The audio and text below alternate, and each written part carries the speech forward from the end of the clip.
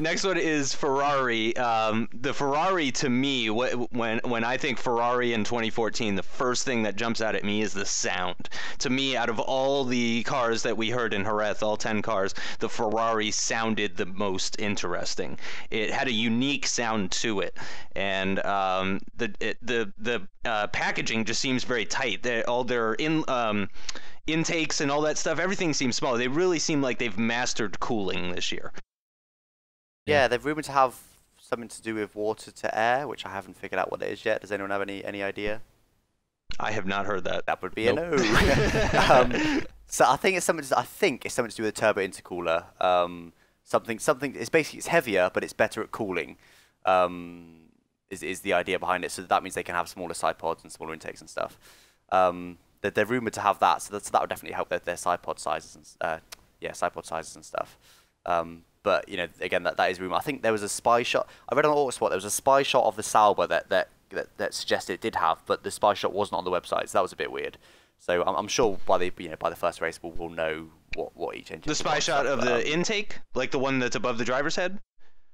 I think it was without the covers on the engine. Oh, okay. No, I didn't see that one then. Okay, I'm gonna have to look for that. No, yeah, I haven't seen the shot, but yeah, it's probably one of those that they kind of said, well, all right, you know, let me keep the photo, but I won't show anyone, sort of thing. Gotcha. So yeah. Yeah, well, I mean, I think cooling, they've made the right choice. You know, I think Red Bull went too aggressive with their whole packaging and everything like that. I think Ferrari went into this season. Now, correct me if I'm wrong, wasn't Rory Byrne involved with the development of this car? I think a little bit. Okay. Yeah. Okay. I think he's involved some. Really not much. Okay. I think he's involved somehow, and maybe that was some sort of assistance to them. But clearly, it seems to me anyway that they've focused on cooling. I've seen side by side. There's an image on Twitter that went around for a little while with the side by side of the Ferrari versus I think it was the McLaren, and you could really see the difference in the side pods and the one that's above the driver's head. Everything just seems a lot smaller. Obviously, they have pretty good reliability so far. Again, you know, only 4 days of running, but they did a lot of laps. How many laps did they do? Lots. 251. Yeah, 251, second most, just barely in front of McLaren. So, I mean, they're off to a good start. Again, you know, the Ferrari teams in general seem to be. But man, what a lineup they're bringing as well. Yeah, just before we go into that, sorry, just briefly going back to the sound. I think it's difficult to judge the sound just yet. I hear they have got a larger bore exhaust, so that's why it sounds particularly different. But, you know, all the cars are not running finalised engine maps. All the cars are running restricted revs for now. And, you know, it'll be until qualifying in Australia when we'll really know the sound of each engine. And, you know, not all the cars will be running full kind of KERS or whatever. Probably not even full turbo. So the sounds, I think, will change quite a bit. But yeah, that's that. And but yeah, definitely a solid lineup. I think, you know, arguably. Well, not arguably, really. The best. Pretty much everyone would agree it's the best lineup on the entire grid, and I think it will work.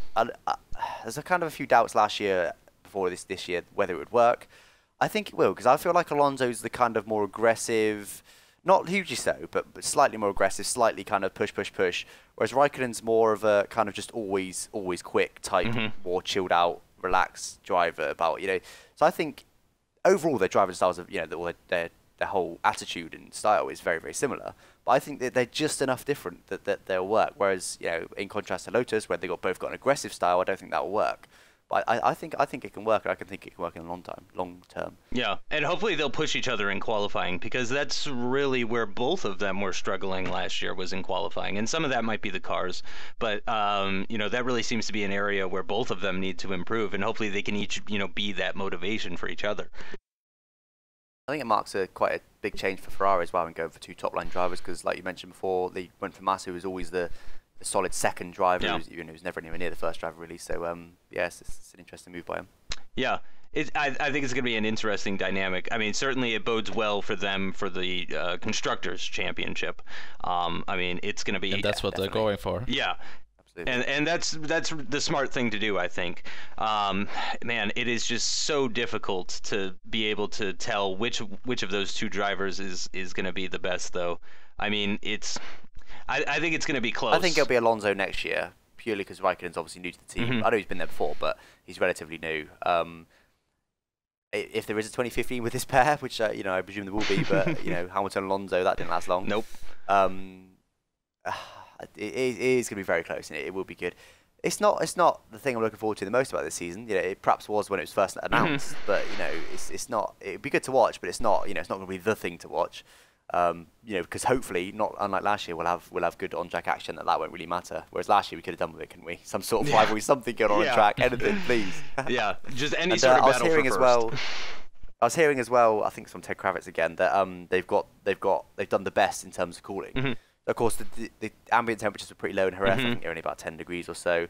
Whereas, of course, the highest is going to be kind of like 40 in perhaps like Malaysia, Bahrain. So, this wasn't a true test. Cars that were reliable, say even the Mercedes, might even be unreliable when the temperatures hot up a bit. And also, I hear that they're on the weight limit, which is not quite an achievement, but it's not bad, especially considering if they have got this air to water thing or water to air, wherever it was. Thing on their car, which is supposed to be heavher. So yes, it sounds like they've done a really good job with their chassis as well as their engine. And actually, yeah, go ahead.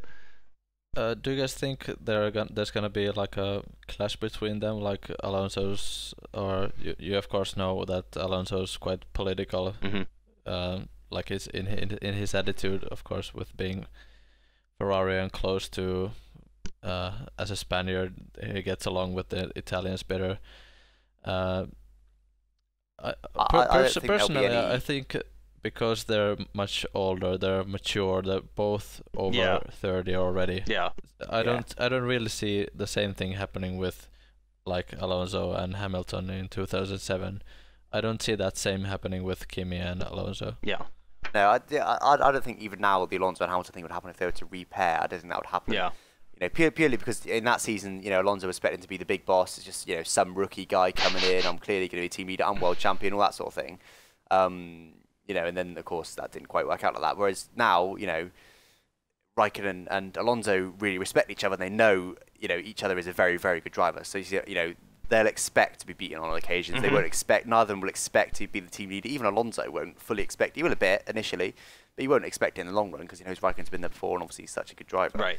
And like you said, I think they're just both mature enough, and there will be a bit of politics, but there'll be nothing like Maldonado did, with Williams at America, like I mentioned before, with exploding. Oh, there's sabotage! There'll be none of that. There might be a few little bitchy comments and a little bit of politics, but I think that'll be pretty much it. I don't necessarily think they'll care anyway. Kimi just doesn't care. I don't think they'll necessarily be sharing setups and stuff too much. They won't be getting along, working on setups together or anything like that. But I think they'll get along just fine. Yeah. Yeah, it should be really, really fun to watch. I mean, if nothing else, we know that those two guys have similar paced cars and are very likely to race each other. Do you think we're going to be seeing any sort of team orders? In this sort of season where the powertrain is so delicate and unknown, are we going to be seeing like a multi-21 situation where the team is telling them to turn their engines down and stay in position? I don't think they can. I don't necessarily think that they would do a Vettel and just be like, no, I'm just going to do it anyway. I don't think they would do that, but I don't think Ferrari would almost have the guts. I know it's Ferrari, but I just don't think they would. Unless it's, it's the last race of the season, Kimi's out of it, Alonso's within 2 points and needs one more position, then obviously, Raikkonen would probably give that position up freely. But, realistically, I don't think it's going to happen. Not like it did Alonso Massa style in, was it Germany in, was it 2012? Not like that, definitely. So yeah, I don't think it will happen at all. Hopefully. Of course, they have these new LCD screens. They could send team orders via them. I wonder if they could text each other. Yeah, good point. While they race. I've only seen the Toro Rosso's wheel with the McLaren Electronics big screen thing. Of course, they're allowed to run bigger LCD screens now. But I haven't seen other cars' wheels. Are they Ferrari got a bigger screen as well? Yeah, it was like a spy shot. Someone got a shot as Alonso was passing by, and they got a view of the they're using the exact same McLaren screen. I think that Toro Rosso's using. Yep. Okay. Yeah. Because I heard, I think again, Ted Kravitz saying that the drivers actually aren't really interested in that. They just care about all the they delta. really want is the time. They just care about the delta. That's all they want. Delta and maybe shift lights. That's about it. Not even the shift lights, they get a beat for that, don't they? So yeah, they just really don't care. But for me, I think they need to bring back some sort of simplistic I don't know what it's called, but basically being able to send information from the pit wall to the cars. Because of course they outlawed that quite a few years ago now. You know, the cars can send information to the pit wall, but the pit wall can't send information to the cars. I think with these very complicated systems, they need to send back some sort of thing, because you can't have a driver driving around a track at kind of 300 kilometers an hour, you know, changing all these dials and everything. Yeah, just to turn knob number 2 to position number 3, and you know, we're trying to reset the curves and all that. It's just not. The driver doesn't need to do that, you know, because the engineers tell them exactly what to do anyway. I don't think it should be anything that will directly affect, you know, so for example, torque maps, no. Brake bias, no. Something that's going to directly affect the driving, because of course that could be dangerous, and that's not right. But stuff like, you know, resetting the curves, and you know, perhaps. Oh yeah. Perhaps there'd be a few different maps for the like where the curves is being used, and that, you know, all the turbo spin up, all that sort of thing. Sergio Perez Sergio Perez mentioned the KERS reset procedure at the Photo Forum last November in Austin. Like someone asked him, like, what's the most difficult thing to do while you're driving, and he said resetting KERS specifically is the most difficult thing to do. So like, you know, Control Alt delete that thing and all sorts of stuff, which is just insane when you're going 180 miles an hour around a corner. So yeah, I completely agree. If safety really is priority number 1, and clearly it is based on how the noses look this year, then they need to be allowing that sort of thing, certainly. It's a difficult one, what to allow and what not to allow, though. But yeah, like I said, they do need to look at it because of how complicated they are now. And yeah, the driver hasn't got a boost button anymore as such, a KERS button, but they probably will have an overtake button. So yes, I would imagine. Although I was thinking about the other day, I am probably going to miss the KERS, because that was really strategic. Yeah. It's still strategic to an extent, with fuel as well added now, more so. But it's just kind of, you know, if you've got 33 seconds a lap, I know most of that's automated, but it's just not quite the same as having just 6 seconds per lap. Yeah. You really have to choose where you're going to use it and stuff. So, yeah, I agree. Yeah, I honestly, I think that's going to affect the game versions as well. You know, KERS was kind of like NOS or something. You know, it's just fun to push a button that makes you go faster. Everyone enjoys that type of stuff. But yeah, I imagine they'll have some sort of button still that they can, you know, some sort of like overtake, full boost, something like that. But yeah, I am going to kind of miss the driver-activated version as well, because I think it makes it a little bit more strategic. You see more things like with Alonso at the start of the Spanish Grand Prix back in 2013, going around the outside of somebody at turn 3. You know, you're not going to see quite as much of that type of stuff, I wouldn't expect. No, definitely not, no. But like, I mean, I don't know how the overtake button would work. There probably will be one, but I think in the rules it says that the ERS should only be operated by the driver's throttle. So whether they can say, but he's on the throttle, so he wants the ERS sort of thing. But then you could say, but then why didn't he want it on the previous straight? You know, there's a kind of difficult thing there. But I'd imagine, ignoring the ERS, I'd imagine things like, you know, the turbo pressure and perhaps the fuel flow and fuel mixture, all that sort of thing will probably be on the overtake button, but perhaps not the ERS because of that rule. Right. But yeah, obviously, again, I've not actually even read that actual rule, so I could be completely wrong there. But that's my understanding of it. Well, yeah, like with the older engines, the more revs you get, the more power you have, because the torque, like the power curve is, the peak is right at the high revs. But with these engines, the peak is like at the 10,000 RPM. So if they increase the revs, they actually get less torque. Yeah. Yeah, the high revs are pretty much going to be more like overdrive, and someone like Monza at the end of the straight, that's the only time above, say, 12,000 will probably be used. And I think Hamilton was saying, like, out of hairpins, he's using like 4th or 5th gear, just because it's got so much torque. And, you know, it's just, you can be using those revs, whereas before, I think there was only like a 4,000 RPM window where the old F1 cars would have any power. Below that, they had basically no power. Not no power, but, you know, not half as much as they need to. Yep. So yeah, it's an interesting point. But I think that needs amending. I don't think, I think they've got the fuel, because that's to do with fuel flow restriction, isn't it?